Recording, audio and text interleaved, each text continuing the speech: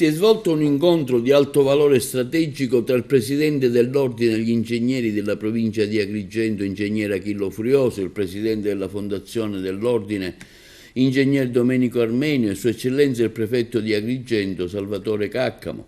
Dopo i saluti istituzionali e gli auguri di buon lavoro al nuovo rappresentante del governo in provincia, l'incontro ha posto al centro della discussione le sfide infrastrutturali del territorio e il ruolo fondamentale degli ingegneri per il suo sviluppo.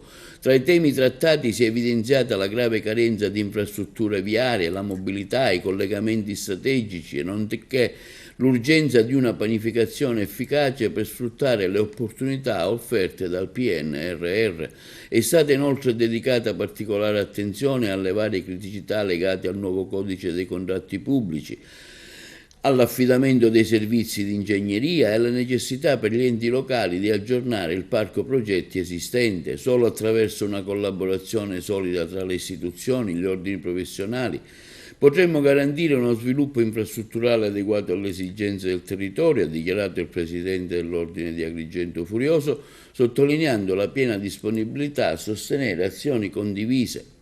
Un punto chiave della discussione è stato il convegno nazionale La Sicilia Porta d'Europa nel Mediterraneo, che si terrà il prossimo 21 marzo 2025 al Teatro Pirandello di Agrigento.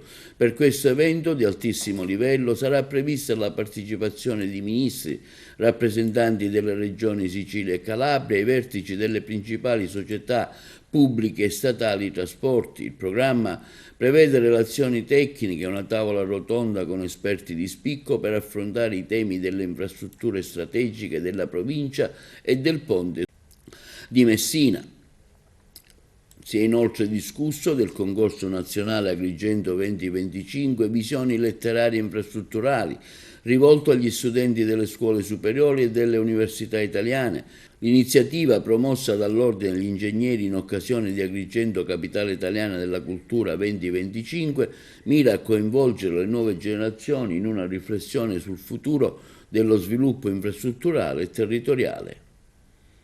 Siamo pronti a collaborare attivamente per superare le criticità e costruire un futuro migliore per Agrigento e la Sicilia. Questo quanto ha concluso l'ingegnere Achille Furioso, ribadendo il ruolo strategico della categoria professionale.